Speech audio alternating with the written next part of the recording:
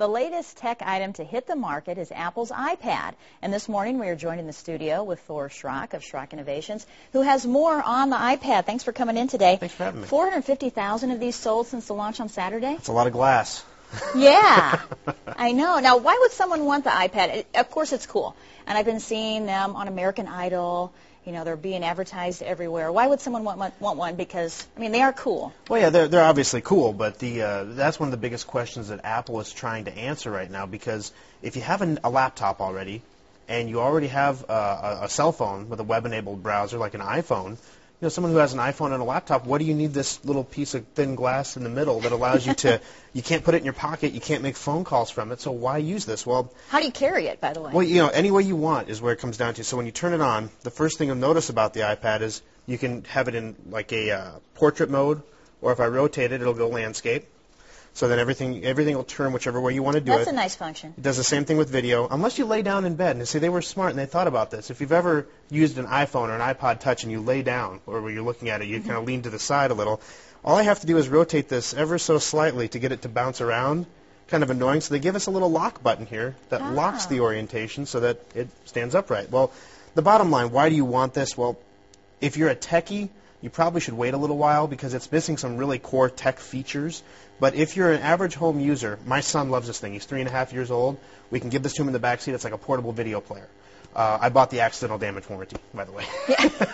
And so it's like a portable video player for him. My wife loves it because, you know, you're in the kitchen or doing something. You don't have to have a big computer in the kitchen. You want to check your email, you can just pick up the iPad, check your email. But you have to be wireless, right? Yes, you have to have Wi-Fi. Without internet access, this thing is about as good as a doorstop. Okay. So you have to have some kind of internet access, like a Wi-Fi in your home. Yeah. It does not. The 3G models have not been released yet. Okay. So the 3G ones are the ones that have the cellular access, so that you can connect anywhere you're at. So maybe wait a little bit, but I think we have some video to show how it works here. Maybe you can kind of show us. Absolutely. Now, there's a number of different features on the iPad. Yeah. Some of the best parts about it, the touch screen is very, very precise. It's just like if you've used an iPhone or an iPod Touch. Very precise. You'll notice there's no ports on this thing. It only has the one interface that you can interface with iTunes.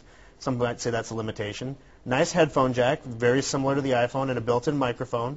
You can see here, compared to the iPhone, it's a very large piece of glass. The whole unit weighs about 1.5 pounds. You can see that this has that one button on the front, and you can do internet, email, and all kinds of wonderful applications with it. So it's a really nice piece of technology all around. I'm enjoying it. Now, would someone need this for school? There might be parents out there thinking, you know, someday are my children going to need this, or are they going to be at a disadvantage if they don't have this thing? This is very interesting. Apple has always been big in the education market. So there's a big push going on right now to put all the books online, and that's one of the newest features about the iPad is the iBooks function.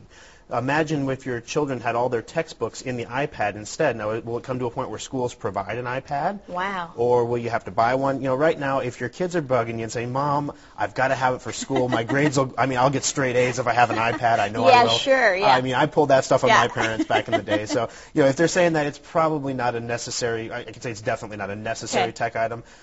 Will it make your kid the coolest kid in the school if he's got one? Of course. So if that's important, you definitely need to get one for him. But not for education. No. So even John could use it. Yeah, actually, it's very intuitive. In fact, we should give him a test run on it. You just swipe your finger across the front. It's pretty simple. We'll show that next time you come back. Only wildlife I saw this morning was right here. So